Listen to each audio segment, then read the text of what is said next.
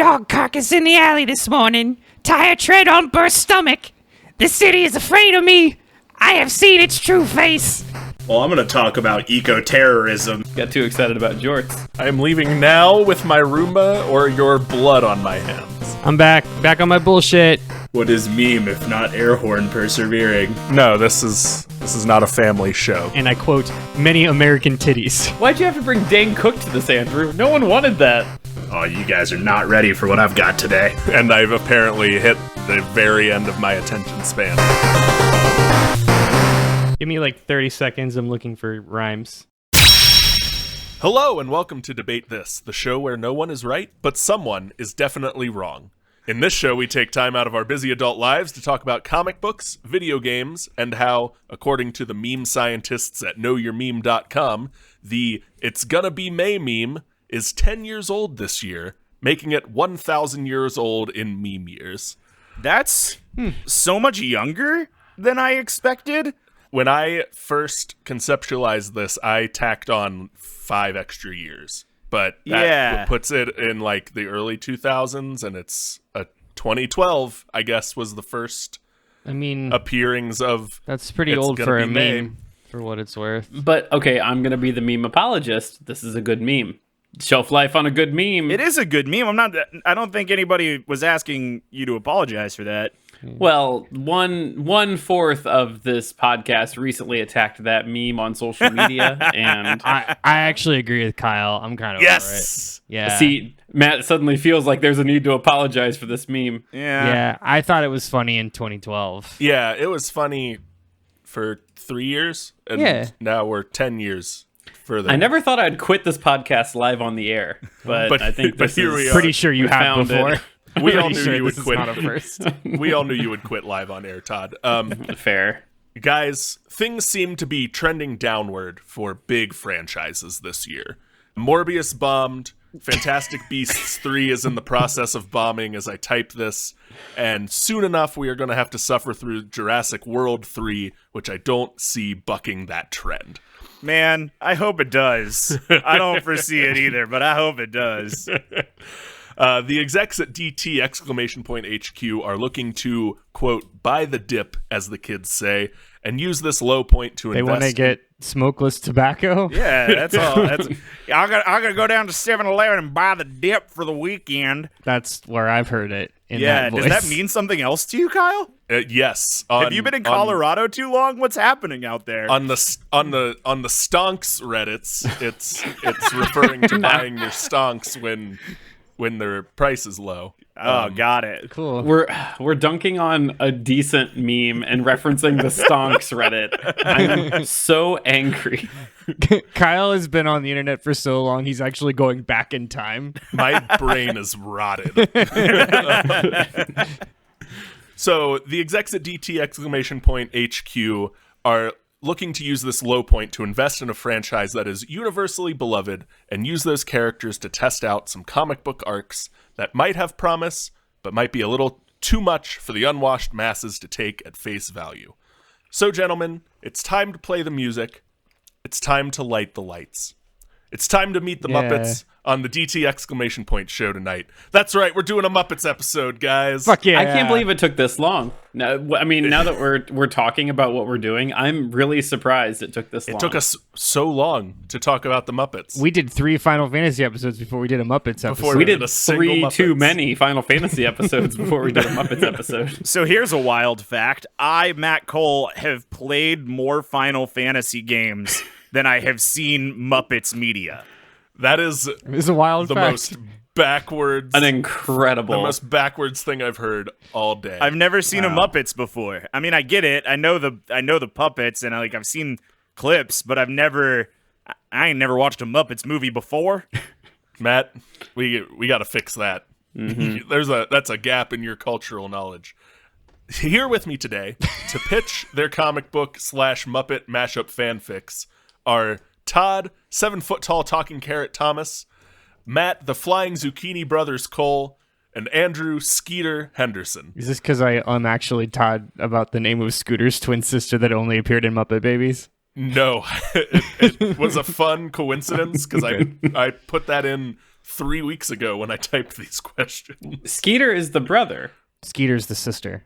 I think you're wrong. I am absolutely right. Go to the internet. Hang on, Go I've to got the a list internet. of all the Muppets ready. I already had it up 6 hours ago, nerd. Yeah, so did I, and can't find the thing that I wanted to click. Oh, this is so good. Why I've did we seen wait so long every to do a Muppets episode of Muppet Babies 3 times. Skeeter the Gopher. Andrew's got big, don't cite the old magic to me, which I was there when it was written energy right now. Todd, where are we in this search? It's like you trying to argue what a blue mage is. Skeeter Muppets. Here he is. Oh, Skeeter's the girl. Yeah. I did it. Yep. Here Oh, dang. she is. They are? Scooter the Gopher. You're right. I hear it in my mind. Kermit The introducing gopher? him. I would not have guessed that Hey, he's a gopher. they were gophers. I think they're just like humanoids. I will It doesn't- fight you on this it one. doesn't The matter. full name is, All right, is the Gopher, Kyle. as in the poo. All right, guys, before we get into the Muppets of it all, what comic book arc or story are you adapting today? And what makes you think it will be popular with audiences? I just want to say, I'm sorry, but like the phrase "no Muppets until question 2" is just. I love it. I love it. I love it. And every time that I've seen it in the last 3 weeks that we've had these notes up, I've laughed funny. every single time. And it's taken a lot of restraint to It's not taken bring the so much Muppets in. restraint. Hence the all caps, guys. Right. For those who have access to the notes, you will also see this too. All right, Kyle, I don't want to mess around with the big build-up here. We are in the business of turning profit on failure of some misguided hero project. So, let's just get to it. Kyle, I'm going to bring you the original attempt of a franchise that's trying to, make quick money. And so I'm proposing that we hit the 1984 comic book touchstone of Marvel's OG Secret Wars. It was... We're going to talk about this probably a lot if you remember. Was this the debut of the Black Spider-Man suit? It was Wars? the debut of the Black Spider-Man Secret Wars. This was Marvel and Mattel making a quick cash grab. It is a simple slam dunk. There's this huge cast of people's favorite characters and villains. The nice thing is it operates as a bottle episode that could just exist in any of these characters' storylines without really any explanation. It could just be plopped in whenever. So we don't have to write the Muppets back into the MCU, is what No. you're saying? No, this could just be plopped anywhere. This fits anywhere through anything, and everyone gets to go home in the end. Spoiler alert. Also, just for what we're doing here today, this is peak silly comic nonsense.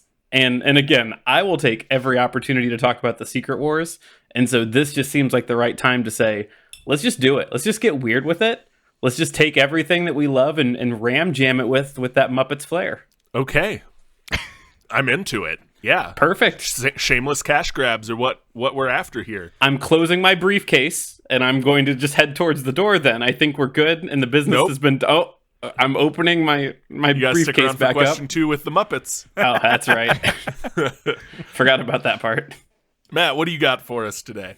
Look, like I mentioned earlier, it's a little weird for me to admit it on this episode, but I've never actually seen a single Muppets show or movie. When I was a kid, something about the puppets really freaked me out, so I'm a little unfamiliar with 50% of this prompt. Wild. It is wild. I will correct you this one time. It is a clear distinction that the Muppets are not puppets. Okay, Muppets. that's fair. Muppets. That's lore I didn't know, but I'll stick with that. I respect their Muppet identity. Anyway, Muppet lore. because I was unfamiliar with 50% of this prompt, I decided I needed to go with a comic arc I was particularly familiar with. Now, as I began typing my notes, the eyes of my Ghost Rider mousepad looked deep into my soul, and I knew what I needed to do. Matt, did you get penance stared? By my mousepad, I did. So, friends, Oh, dang. take a trip back with me to the year 1992 and buckle your supernatural seatbelts because we're doing a Rise of the Midnight Suns movie. Do you guys think that Matt's mousepad is his otherworldly patron? Yes. 100%. That feels right. So the way I see it, the MCU is certainly headed to a new era of the Midnight Suns. What with the multiverse of madnesses, the werewolves by nights, the moon's nights, and such. And why not take viewers back to where it all began with a non-canon dark comedy Muppets-infused take on Marvel's supernatural super team? We'll see Johnny Blaze and Danny Ketch's Ghost Rider follow the orders of Doctor Strange to gather the team of 9 to take down Lilith and her Lilin.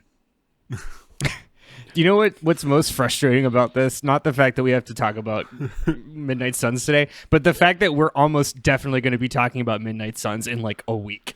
Yes. We're going to be talking Again. about Midnight Suns in about 3 days. Yeah. I when bought Midnight stock airs. up on Midnight Suns months ago, and I'm ready to dump it. If we get any Midnight Suns tease in Multiverse of Madness, you will thank me for the SEO on this episode.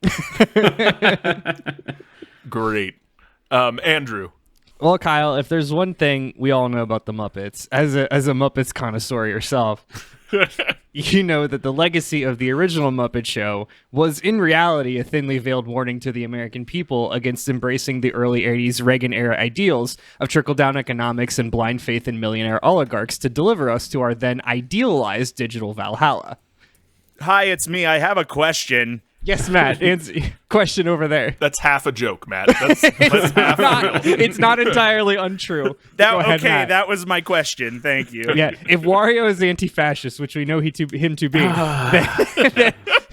the Muppets are staunchly anti-oligarch. The Muppets, especially the early Muppets, Matt, are like surprisingly kind of punk rock. Yeah, they're very punk rock. Much like which is a weird sentence to say. Much like Sesame Street also was. Yes. Yeah, because But it's Jim Henson.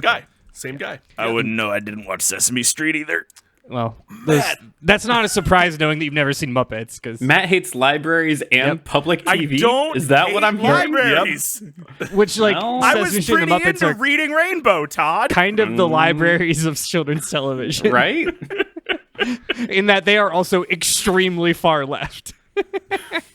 Yes. Or have extremely far left roots. Anyway, so I say this all setting up what better comic property to celebrate Kermit the Frog's foreshadowing of a postmodern capitalist apocalypse than Alan Moore's Watchmen, Oh, man.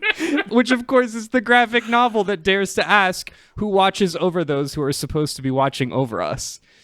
As you guys remember, With from when we Muppets. the Muppets, With Muppets. Muppets. Who watches the Watchmen? The Muppets do. Who Muppets the Muppets? Who Muppets the Muppets? Who puppets the Muppets? So mad. All right. Well, there's our title. Oh, my God. All right. Guys. So we got our overarching story that we're going to adapt with the Muppets. Give me the plot rundown, guys, and cast this thing. And please do not forget the sacred rule of every Muppets movie, the single non-Muppet actor among the cast of Muppets. Todd, take us away. So this is the one, the prompt in all capital letters says release the Muppets. That's what this prompt says. Release the Muppets. Yeah, so we've talked a little bit about Secret Wars in the past. The setup for the 84 run of Secret Wars is that a couple dozen heroes and villains are just snatched up. They're just gone. Marvel and Mattel execs wanted a bigger stash of Coke money. They literally are just taken from wherever they are. They get scooped up. Yeah, they just done portaled away, and they get taken to a planet run by a cosmic entity known as the Beyonder, because the Beyonder wants to run this battle between good and evil, and the Beyonder says something like, "I'll promise power to whoever destroys the other people," and that's it. That's it. That's the whole like 10 or 12 episode or issue arc is that. But again, like we said when we did the whole flavor text over this and talking about it now, this was just a cash grab by Mattel. Marvel and Mattel were like, we got to sell toys. And so they had stupid bases and weapons and everything. I listened to side note, I listened to a podcast on this today. And apparently they got the title Secret War because they did their own internal marketing research, and boys were drawn to the words secret and war. And they found comic book readers really like secrets and wars. Yeah, and that was God. like 100%.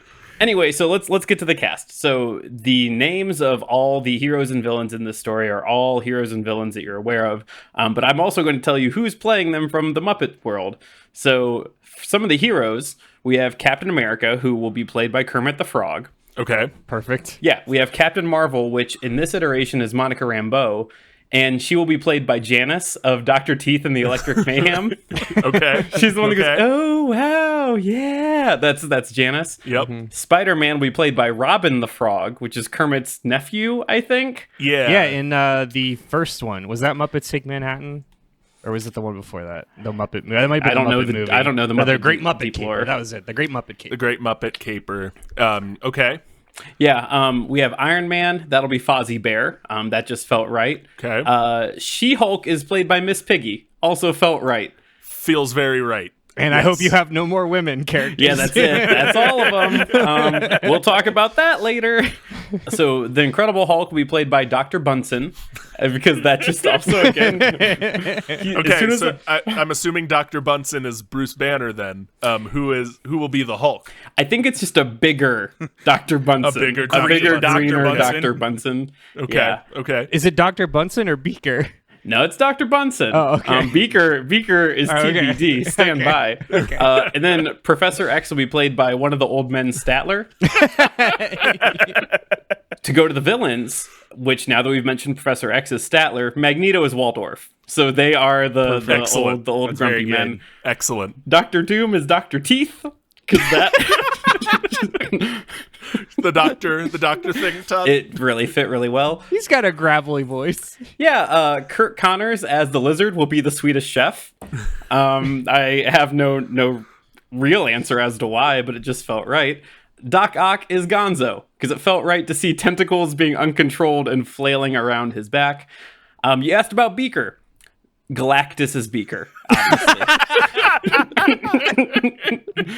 And then we have to have Beyonder, the guy who's organizing this whole ordeal. That's Bobo the Bear. If you're not familiar with Bobo the Bear, his personality is the bear that probably drinks beer at the end of the bar. Oh my god! The first picture when you Google Bobo the Bear is really something. He's the bathroom attendant. He's Yeah, like the yeah. valet. He's the bathroom valet. He's in every single thing he's in. He's just like, yeah, I'm here. All right. Yeah. Okay. I'm here to play this part today. Like there's no good reason. Yep. So you asked about the non-Muppet actor, so we've listed a lot of people here today. The non-Muppet actor will in fact be Thor, played by Chris Hemsworth. I think that we have shown Thor Chris Hemsworth's Thor has the chops to be on screen with non-human played actors, and I just really think that his Thor will just crush it in this iteration of whatever we're doing today. Can you, Todd, tell me like what era of the MCU Thor this is gonna be? Like, is this current Thor 4 Thor, or is this like Thor 2 Dark and Brooding Thor? No, it's certainly more current. I think it's current Thor that is a really great picture of Bobo the Bear in the notes. That's the right energy. I think that it is, this is the Thor that has seen a lot of shit and he is unfazed by the fact that like Kermit the Frog is wielding Captain America's shield. Okay. Yeah, I think that like he's the Thor that's seen the whole universe. He's not brooding. He's more like, all right, this is fine. All right. Very interesting casting, Todd. Inspired is what I would call it. Inspired. A word for it. Not everyone Sure. is brave enough to cast Beaker as Galactus, but I looked them in the eyes and I said yes. I said, Yeah. Yeep. I hope we all did weird shit with Beaker this week. Matt, tell us your cast list for the Midnight Suns. Rise of the Muppet Suns. So The Rise of the Midnight Suns is a story told across 5 different comics, and to call a spade, it's a little bit convoluted. So please allow me a tight 60 to ELI5 this plot for you. Just gonna do a quick flavor text. Be right Yeah. back. Here we go. Thousands of years ago, there was an evil necromancer named Lilith who created a race of demonic children called Lilin. The Atlanteans defeated Lilith and entombed her in the corpse of a Leviathan. Rad. Okay. But the Lilin bloodline carried on for generations. Fast forward to modern day when Doctor Strange realizes the Leviathan is washed up on the shores of Greenland, and Lilith is going to come back and open up a rift between our world and a nondescript evil dimension. If Strange faces Lilith alone, his magic will grow the rift wider because comics, so he has to gather 9 chosen warriors to defeat her. All right? Got it? One question: is this actual Greenland or like the Hulk world? No, this is actual Greenland. This is Not Secret Wars Greenland. Okay, just No. not Secret Wars 2012 Greenland. Gotta Cool. specify that now, too. It's true. the country commonly known as the Icy One. It is Greenland. Yeah. All right, so let me give you the roster here. The first 2 of those 9 are Ghost Rider and Johnny Blaze. They recently discovered that their old enemy, Blackout, actually been a Lilin the whole time. Who knew? The next one is Morbius. The next group are 3 random people called the Darkhold Redeemers. The Darkhold Redeemers do not matter. The group is completed by Blade and his vampire hunting buddies, Frank Drake and Hannibal King, who Lilith convinced to hunt Ghost Rider and Blaze by turning into a mysterious, sexy lady. There's a little pre-fight until they all realize they're fighting the same evil. Then they go fight the big bad. Boom, save the world. Cool. Let's cast it. So, Doctor Strange is the real champion of this story. He's the one pulling all the strings. So, of course, he'll be portrayed by Sorcerer Supreme Kermit the Frog. And then, because the Sorcerer Supreme is Kermit the Frog, the story needs a big bad, and who better to portray a mysteriously sexy necromancing demon than Miss Piggy? Okay. Sure. Yes, to answer your questions, fans of 1992's Rise of the Midnight Sun, Lilin will be birthed out of Miss Piggy's stomachs, just like they are in the comics. Some of the cowards said they wouldn't do it. Yeah. And who will those Lilin be, you may ask? Well, none other than Dr. Teeth and the Electric Mayhem, specifically with Dr. Teeth as Blackout, an animal as the very real comic book character introduced in this series named Meat Market. His name is Meat Market. Great. He's made of meat. Okay, remember the Darkhold Redeemers and how I said they didn't matter? Well, they'd matter a lot more if they were portrayed by Fozzie Bear, Gonzo, and Beaker. And then we needed our Blade-led Night Stalkers, and I would love nothing more than to see Sam Eagle best Wesley Snipe as the true vampiric hunter. And then Statler and Waldorf will be a great Frank Drake and Hannibal King duo. The Sam the Eagle casting has been a personal favorite so far. Yes. Now, last but not least, Is he gonna say it? Is he gonna say it? we need our Spirits of Vengeance. And I thought a lot about which Muppet we can light on fire and follow as Ghost Rider. I've decided it's going to be Rizzo. Rizzo the I think he has the personality for it.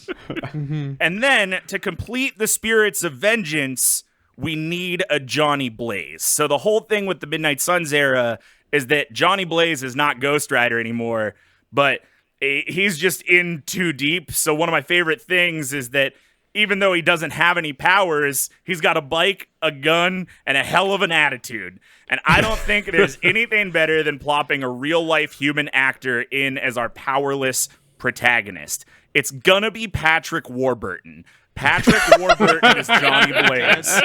The size difference will not be addressed. Matt, I was convinced. I had convinced myself that you were going to say it was going to be Morbius played by Jared Leto. Okay. So that's the thing. no, We're not we don't allowed to want that. say that. We don't. That's another studio. We're not Okay, allowed to say okay. those words. So Yeah. I want to say real quick, Matt, it's not that I think that Patrick Warburton's a great like Johnny Blaze casting. I think that Patrick Warburton is a great casting parallel an entire To a troop bunch of of Muppets. Muppets, I think yeah. for some reason that just feels right. Yeah, Yeah. That was the box I set out to check first. it shows. Then worked backwards. Who fits amongst the Muppets? On Matt's wall, it's just a picture of Patrick Warburton and a bunch of red string. How? Great, Yeah. Matt. Very, especially for someone who has, once again, never seen any Muppets media. Great casting. Andrew, bring us home. Tell us about the Watchmen. I would love to. I'm going to set up The Watchmen real quick because The Watchmen is a huge graphic novel, and I actually wrote out the entire plot to The Watchmen featuring Muppets. I'm not going to go through the whole thing today, but I did it. Okay, so let me set up the scene. So Watchmen, the whole thing with Watchmen is it takes place in an alternate reality version of 1985. Basically, like, mass vigilantes are real. We want JFK was never assassinated. We won the Vietnam War because of a superpowered, basically demigod named Dr. Manhattan, who is the only like actual superhero in this world. But he teams up with other just like mass vigilantes. Because we won the Vietnam War, that has like propelled America into being this like more than dominant superpower, but also the Cold War is like much more in this world. And basically, like 1985, it is like America versus Soviet Union because America annexed Vietnam as the 51st state. The Soviet Union is like on the brink of nuclear apocalypse. So in this world, like the whole story, the whole graphic novels being told in the hours of a doomsday clock, because like a nuclear war is not just going to happen, it's imminent. Yeah, the whole book is counting down to nuclear those are war. those are the chapters basically. Yeah, so there's a lot of minor characters, but the real main characters are the members of this super group that they call themselves the Crime Busters, even though that name is never in the movie. So that's main character is Daniel Dryberg, Night Owl, the second Night Owl.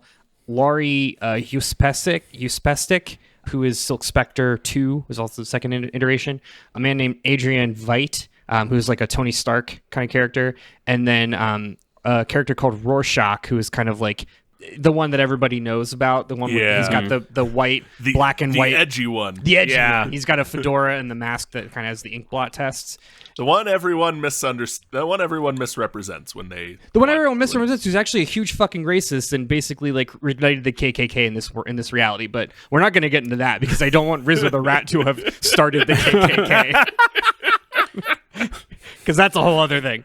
And then of course Dr. Manhattan, aka or also known as Dr. John Osterman. So he's the big blue man that wears naked and his penis flaps back and forth. Wears naked. He wears naked. Look at him out there the just wearing naked. He's just naked the whole time, and his dingle dangle just flops back and forth in the whole movie. Because his whole thing is that he can see everything, so he's like, why? He's why transcended clothes? Beyond covering up his pee-pee. He's transcended reality. He can see past, present, and future. He is like Kang the Conqueror, basically. Yeah, and then Zack Snyder made his VFX team spend a long time rendering dangle physics, for lack of a better word. Yeah. Who puppets the dangle physics? So we open on a grisly scene. Edward Blake, otherwise known as the military's hired hand, the comedian, which is played by Fozzie Bear, lays dead on the street in a pool of his own blood. The camera pans up as we see another figure in the shadows watching from above. A figure wearing a trench coat and fedora stares down at the scene. We then see the black and white mask that obscures his face as Rorschach, who is played by Rizzo the Rat, narrates the scene. Dog carcass in the alley this morning. Tire tread on burst stomach. The city is afraid of me. I have seen its true face. The streets are extended gutters, and the gutters are full of blood. And when the drains finally scab over, all the vermin will drown. This is the first line of Watchmen. It is. It is. In fact, before we move too far away from it, I'm also imagining Fozzie Bear as the comedian saying "Waka Waka" as he falls from that high rise. Oh, don't worry, Kyle. I've incorporated that in the next scene. Oh, good. So the first third of the book is Rorschach visiting the other main characters. That's when we get the introductions to the main team. He's trying to warn each of them about this supposed superhero murderer. So he first visits Daniel Dryberg, aka Night Owl 2, which is played by Kermit the Frog, the closest thing this book has to a protagonist. Dan Dryberg is a middle-aged man living a quiet life in his urban apartment in a Queens, Brooklyn type area. Dan quickly dismisses Rorschach's warning. It's just another one of his conspiracies. And so Rorschach leaves, but Dan then reflects on his own memories of the comedian in a flashback from 10 years prior. So we see Night Owl dressed up, comedian, are basically driving this big like tank. They were sent by police to protest to police a protest on masked vigilantism. And the protest, as it did, broke into a full-on riot, which was absolutely escalated by the comedian, who's essentially like a absolute right-wing militant. Like he's what January 6 nerds dorks think the Punisher is. Yes. Or want the Punisher to be. Yeah. So a horrified Dan tries to calm the situation, but it's just too late. Kermit as Night Owl in a scene says, but the country's disintegrating. What's happened to America? I can't do a Kermit the Frog. What's happened to the American dream? And then the comedian, it came true. You're looking at it. Waka waka. We're all just gonna murder Muppets Yeah. voices today. Rorschach then visits the penthouse suite of one Dr. John Osterman, a.k.a. Dr. Manhattan, who is just a straight-up human man glowing blue and walking around completely naked. We're still going to get the dangle physics. We've got the budget. We've got all of the VFX from Zack Snyder's movie. He's with his live-in girlfriend, Laurie it's Polish. I think it's Uspesik. Let's settle on that Uspesik. and move on. Who's played by Miss Piggy, because, again, one of two females in the Muppet cast. While the three of them are talking, we see a series of flashbacks that explains Dr. Manhattan. So Dr. Manhattan's backstory is he used to be Dr. John Osterman, who's played by Beaker, a mild-mannered nuclear physicist. Who, after a botched experiment, was turned into a superpowered being. Turns into the Rock, but blue. Let me walk you through this scene. This scene begins with another physicist, which, of course, is played by Dr. Benson Honeydew. And he explained, all right, John, please flip the switch on the particle accelerator. This device uses a massive amount of radioactivity, so please be careful not to accidentally trap yourself inside. Dr. Osterman says, meep, meep, meep. Andrew, what a good use of Beaker. He walks into the particle accelerator and he trips and falls, and we see Meeker scream. That's a clip somewhere. as he gets like disintegrated by the machine. Smoke clears, and we just see The Rock. But The Rock is still Dr. John Osterman, so he just says, meep more, meep. In The Rock's gravelly baritone. Meep more, meep. So the whole thing with Dr. Manhattan is that he experiences all time, like, on layers simultaneously. Yeah. So the way that he talks in the graphic novel is like, it is the year 1985. It is so you hear The Rock say, it is 1971. The United States military, Meet Morp, has deployed me to quell the communist uprising in Vietnam. There are no survivors. It is 1966, Meet Morp. Laurie Uspesik looks into my eyes with a curiosity that I cannot reciprocate. It's 1982. We move into our first Meet Morp home together. It's 1985. Meet Morp on the Moon exile for my atrocities against the human race. It is 1961. And so on and so forth. All right, so they introduce the last character. This is a long book. I'm sorry. It is. Rorschach then, this is still Act 1, so I have a lot more here that we're not going to cover. Rorschach then visits the Antarctic fortress of Adrian Veidt, who is going to be played by the one and only Gonzo the Great. Good. Who, like, Gonzo is definitely not Kermit's, like, he's not the villain of the Muppets, but he's the best, like, Kermit's foil. Yeah, It feels right. Yeah, it feels very right. yeah. Gonzo, aka Adrian Veidt, is like, he's like a Tony Stark character, and he's the world's smartest man, but also is known as the retired vigilante Ozymandias. Because it's Gonzo, a talking chicken answers the door. So Ozymandias' whole thing is he's like into genetic experimentation, and when Rorschach goes to visit him in the book, there's this lynx, 5 foot long lynx that can talk or some shit. So is it a genetically It's just Camilla the modified chicken. It's just Camilla the chicken. And Gonzo's like, I've created the perfect sentient chicken.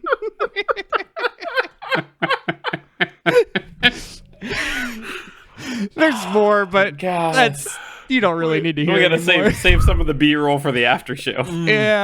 Yeah. I casted everybody. I mean, I'll go through the cast list. So you got the big ones. We hit all the main characters. There's a lot of side characters, so there's like the super group of mass vigilantes that came before the main characters, known as the Minutemen. These were like the group in the 40s that kind of inspired the whole thing, and they all, like, if you've seen the movie, they all the opening credit roll, played to Bob Dylan's "So Times Are Changing," is like all of the Minutemen dying in different, like, incredibly horrific, grisly ways. Yeah. So the Minutemen is led by Captain Metropolis and Hooded Justice, who's like a Batman archetype. That's Statler and Waldorf, and they also like they have a relationship, and I think it's really sweet to like Statler and Waldorf like just get together in their old age. I really like that. Yeah. I'm into that. So the first Night Owl is kind of like a father figure to the main character. His name is Hollis Mason, and in the graphic novel, we get a lot of the backstory through his biography called Under the Mask. That's Rolf. I don't know much about Rolf. Rolf is just the piano player. He's a main character in the Muppets, but he's just kind of there. So Yeah. I learned in preparation for this, Rolf was considered the closest character to Jim Henson's actual personality. Oh, And they actually retired Rolf for a while after Jim Henson passed away. That's nice. Yeah. There's a character called Dollar Bill who was his whole thing was he was employed by the bank to be the bank's superhero, and he basically died trying to stop his first bank robbery because his cape got caught in the door. He got caught in a shot revolving to door, death. and then he got shot, and then The Incredibles referenced it years later. Yeah. Referenced it. I had no idea that's where that came from. Yeah, that's Sam the Eagle. The Incredibles rips real hard from the pages of The Watchmen. Yeah, That's fun. Yeah. The first Silk Spectre is going to be played by Janice, which we established is the only other woman in the entire Muppets canon. Yep. Which doesn't really fit, but there you go. Yeah. And then I pulled Scooter in there to play Mothman, who doesn't actually appear. He's just in name only, but he's another one of the Minutemen. We also have there's a character Moloch the Mystic who Rorschach interrogates and is later he's sent to jail he's framed for his murder. That's gonna be the Swedish Chef because we gotta get the Swedish Chef in there. And I like the idea of the Swedish Chef being this arch villain that operated in the 40s. And the whole thing is being investigated by two detectives. We're going to make one of the detectives Pepe the King Prawn because, again, why that's not? such a good You got to get Pepe in there. You got to get them all in the mix. So there you go. Sorry, real quick before this is not Sure. this is just has to be added. I know that we talked about Muppets tonight, and Matt, you did not consume this media. Andrew and Kyle, did you consume this media? Yes. No. I did not Wait, consume Muppets, Muppets tonight. Muppets Tonight? No, not. That's the only like Muppet thing I really haven't seen. So I'm gonna put just something in the notes. First off, I put at the end of your answer, Andrew, I put a link to Beaker screaming. Yep. He's caught on fire and screaming. Beneath that, I want to put probably the funniest sketch they've ever done. It's Beaker, the Swedish Chef, and Animal singing "Oh Danny Boy." My heart. Three characters that don't actually like talk in any sort of language. It's very good. I do want you to know that I struggled really hard where to put Animal in this, and I almost made Animal Dr. Manhattan, but I couldn't. Couldn't pass up the Rock. I couldn't pass up the Rock / Beaker Yes. combo. So All right. We will move on to question 3 and try and wrap this up. The thing the Muppet movies are known for, besides all of the Muppets, is their musical numbers. So what big moment from your comic book arc is going to be the show-stopping musical number? What is that song called? And then bonus points for a mini performance of that song. Take us away, Todd. Yeah, so in the climactic conclusion of this here Secret War, we are going to find the entire cast engaged in very Muppet-esque fighting on the planet's surface. What does that mean? It's probably what you expect. There are explosions and slide whistles that fill the air. And shaking arms at each other. Right. So as you hear this, we see Captain Marvel Janice blasting laser beams repeatedly at Dr. Doom Teeth. And they're just being pinged away. You know, these lasers going ping, ping, ping, ping. And as we hear these pings, the blasts start becoming rhythmic. And we get this like steady like ping, ping, ping, ping, ping. And as that's happening, the point of view lowers in on Spider-Man Robin the Frog as he sings, "We arrived on Battle World here last week. No idea what that's about. We were so excited to be here, to live in a techno space style house. And so as that happens, we discover that we are about to get a full Muppet ensemble cover of Olivia Rodrigo's driver's license. Only it is titled Battle World. And so Kermit America steps in and says, "But today we got locked in a battle, fighting for some weirdo's power." And so the shot then cuts to Chris Hemsworth fending off blows from 4 metal arms as he sings, I can't do a Chris Hemsworth accent. And Good luck. Yeah, right? And I know you weren't perfect, but I've never seen such badness from no one. And the camera pans, we see Gonzo Doc Ock flinging metal arms that end in chicken claws and are accented by metal feathering, because that makes sense.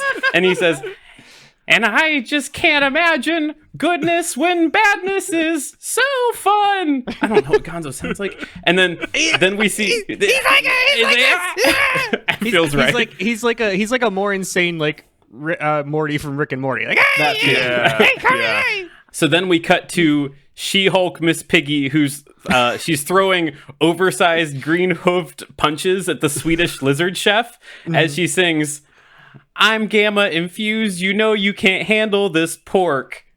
I thought we'd fix this, and then she gets whipped by a lizard tail, and he goes, bork, bork, bork, de-bork.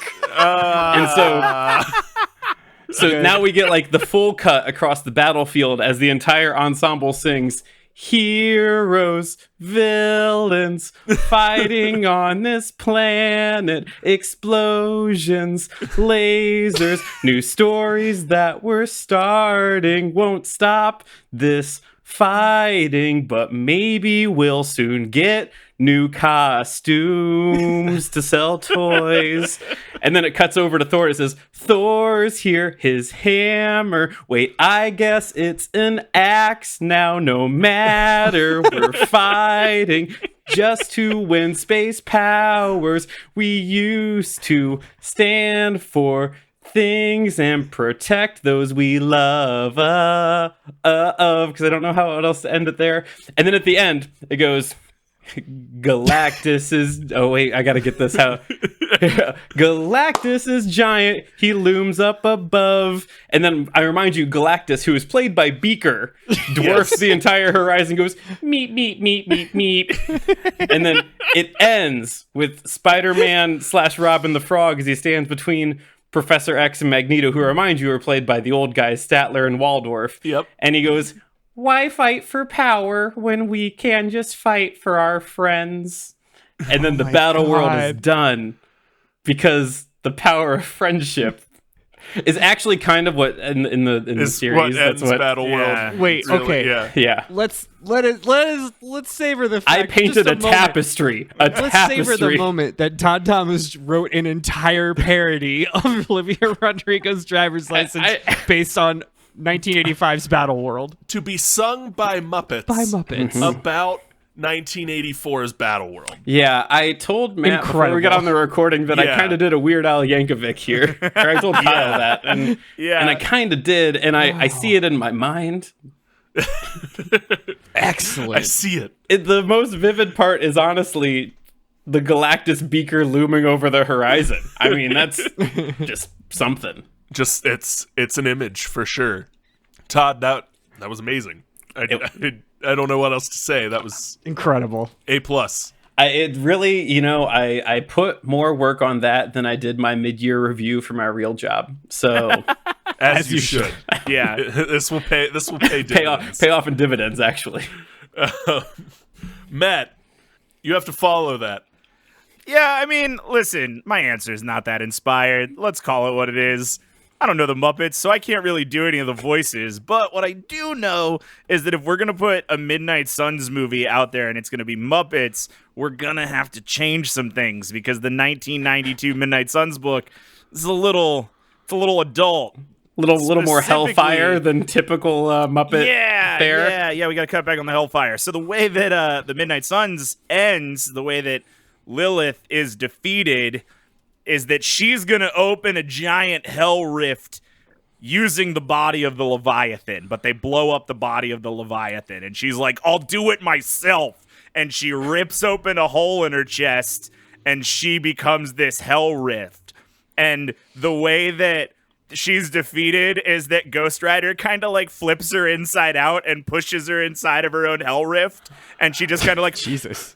Oh. out of existence, right? Just Ouroboroses herself out of existence. Yeah, and so that's going to be a little bit hard to do in a Muppet movie. So basically, we're going to get that like final face-off between Miss Piggy and, you know, it's Patrick Warburton's Johnny Blaze, but he's the one that's going to be facing off with Miss Piggy. Let's be clear. So it's Miss Piggy and Patrick Warburton in this final moment. And, you know, we think that the Muppets, illustrious media IP, the Muppets, is going to show Miss Piggy being turned inside out and shoved inside of her own chest hole. But boom, smash cut to instead a 90s throwback, our cast of Muppets doing Salt and Peppa's Push It. Salt and Peppa's Push It as Patrick Warburton, oh baby, baby, pushes Miss Piggy across the video. Oh, baby. Oh, baby. Oh. Baby. Did any of you watch Patrick Warburton's The Tick? Because that's what I've got stuck in my head. Yep. So that's what I got. Yeah, it was a Salt and Peppa joke. I'm glad that Matt and I both went with like Muppetizing fighting. Because like, again, I think whoever added the running around with arms flailing is a big part of Muppet fighting. Yes. Yeah. Yes. Matt, that's also very great. I do think the Muppets could pull off like opening up a chest cavity and turning someone inside out. It might be a little less sexual than it is in the comic, but the Muppets could do that. Could pull that off. I feel like there's a puppet joke to be made there. Yes. And I don't know how it happens. Yeah. And I think it's too meta for Muppets. Yeah. Andrew. Yeah, so last question, I mentioned that there's a part where Rorschach is framed for the murder of a character called Moloch the Mystic, who is like an old criminal, an arch villain they used to go up against. Rorschach is sent to Sing Sing Correctional Facility in upstate New York. While there, he is unmasked and revealed as this character Walter Kovacs, and then he's busted out by Dan and Laurie, who are operating as Night Owl and Silk Spectre. By that point, the two of them have gotten together. Then the three of them kind of team up, and basically they figure out that Ozymandias is behind all the whole thing, and they're going to confront him for the thrilling conclusion. So this jailbreak is going to be our big musical number because I may remind you that Rizzo the Rat is Rorschach. Yes. And we see him in his cell singing soft or start. He starts off. We see the piano. We hear the piano starting. Boy, with a name like Sing Sing, you'd think there'd be a little more joy around here. And then we hear Steel bars, cold beds, one wrong look and you're dead. Keep your head down, keep your mouth closed, don't let yourself be exposed. 'Cause if there's one thing this filth don't know, I guarantee I'm not trapped here with them, they're trapped here with me. Oh my god. Wow. Rizzo the Rat. We see Rizzo the Rat jump up and like grab a guard and just like slam him again. Because again, all the guards are real people because it's like Muppet Treasure Island. Yeah. And Rizzo the Rat just like ah. Just, like pokes out the guard's eyes and like steals his keys. And then like there's like all these like three other inmates come and they're like big and bulky. They're like, come here. And Rizzo's like, ha ha ha. Right.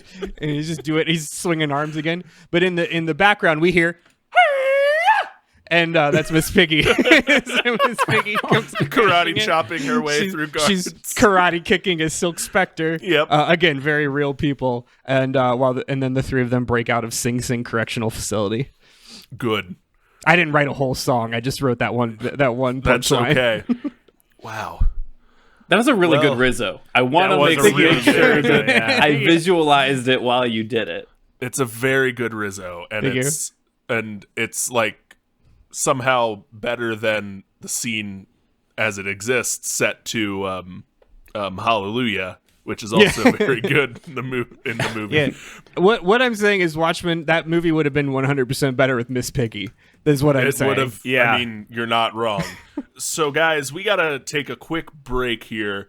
but we recognize that we have not gotten the titles of your Muppet superhero movie capers yet. So when we come back, you will answer our very simple, super secret bonus question.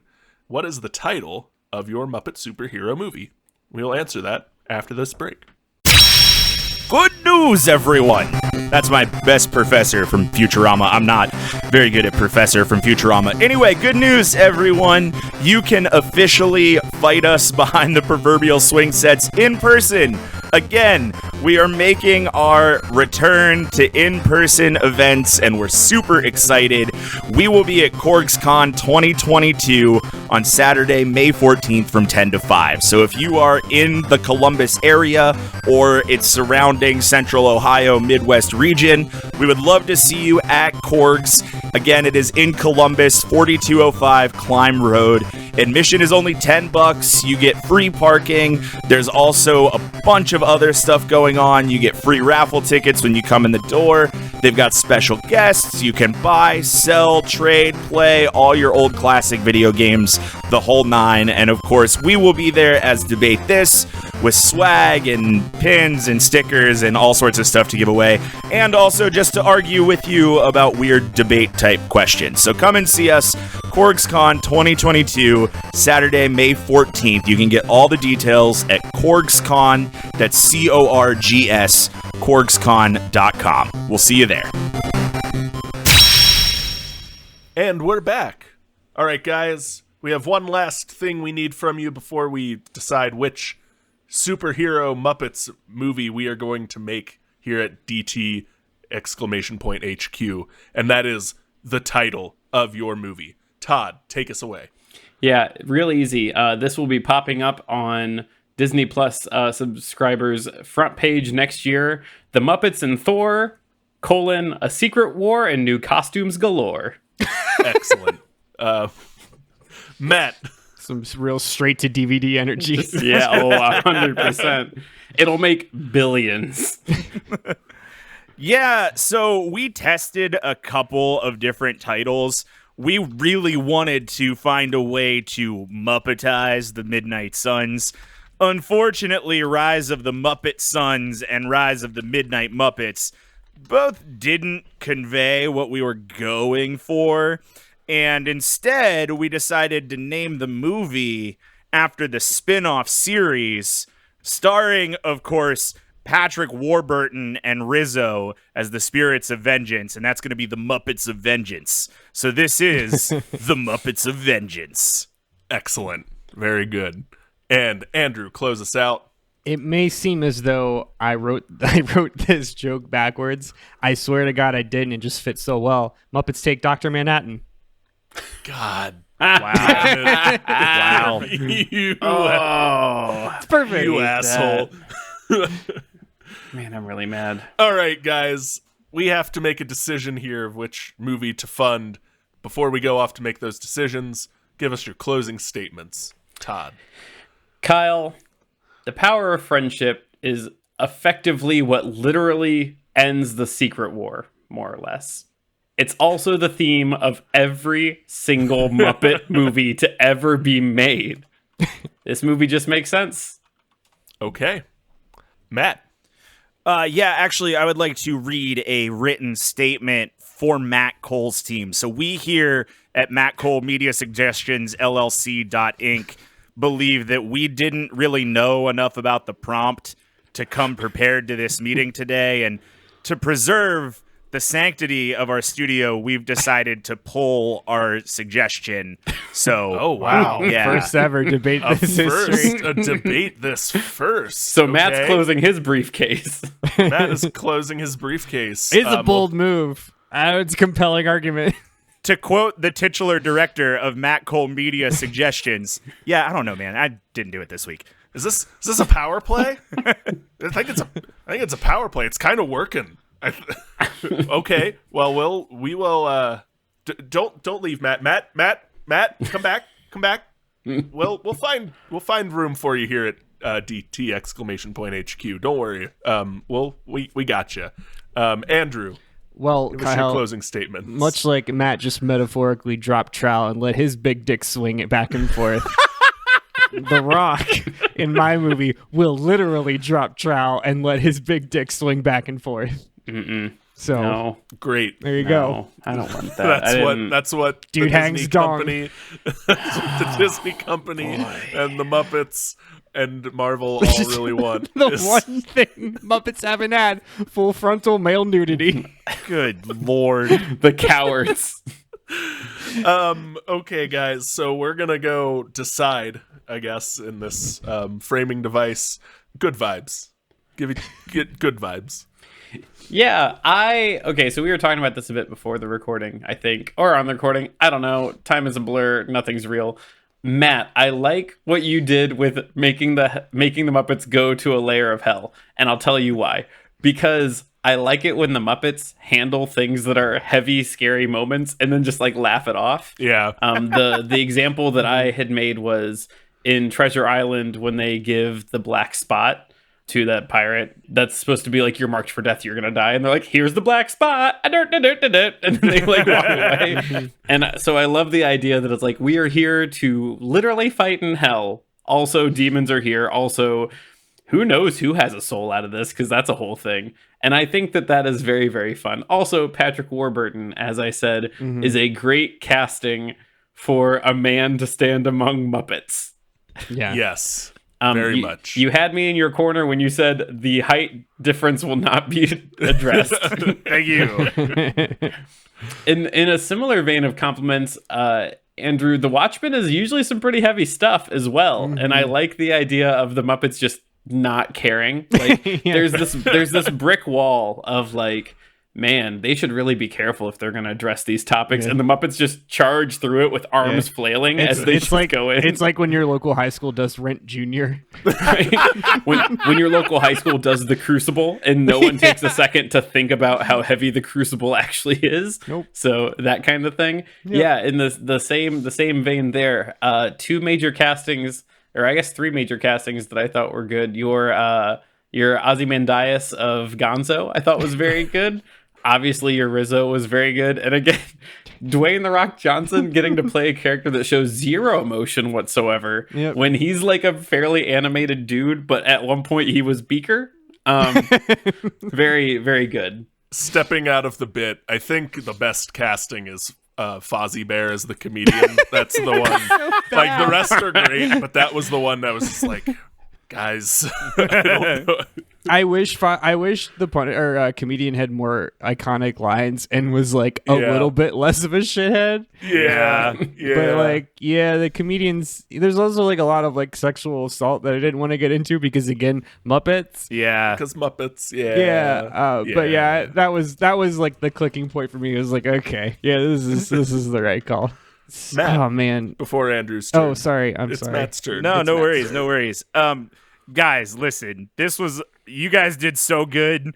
I loved everything that you said today. I planned for this a week and a half ago when we were originally supposed to record, and I remember being like, oh man, I know so much about Rise of the Midnight Suns. I don't need to know shit about Muppets. This is gonna be great. And then I showed up today and I was like, oh boy, I'm punching out of my weight class. But I've gotta say, Todd, Beaker as Galactus. Inspired. Like, so Yes. good. The image of Beaker, like, Beaker's cowl cresting over the horizon on a zoomed out Earth. Like, You don't know it's Beaker until the helmet is a third of the way across the screen. The image is like, I have like, it's one of like the little planets on a string, like the foam planets, like from the 60s. And it's just like Beaker's head. yeah, so I loved that. And I mean, I think Secret Wars is a pretty perfect idea. It was written to sell toys. As seen by Andrew and I's answer, I feel like the more context you add to a Muppets movie, the more convoluted it gets. But moving on to Andrew, holy shit, man. Watchmen, very good. Just the way that you and I approach this question of like, all right, where's the line with Muppets? What can we really do? And I agree with what we just said. Like, Fozzie Bear as the comedian is pretty perfect, especially because I'm like going back and forth in my head of Fozzie Bear as the comedian, and then Jeffrey Dean Morgan as Fozzie Bear, which I like a lot. Like Fozzie Bear chomping on a big cigar. Yeah. Like, hey, Toots, waka waka. That and the Beaker and Benson bit of Dr. Manhattan's transformation is just too good. Okay, Andrew, go and give your good vibes. Man, oh man, this is so dumb and stupid and wonderful, and my heart is so full right now. Todd, you had some real fucking top-notch answers, my man. Yeah. Again, like, I don't want to leave it on the cutting room floor that you wrote an entire parody to driver's license about Battle World featuring the Muppets, including Muppet-themed jokes.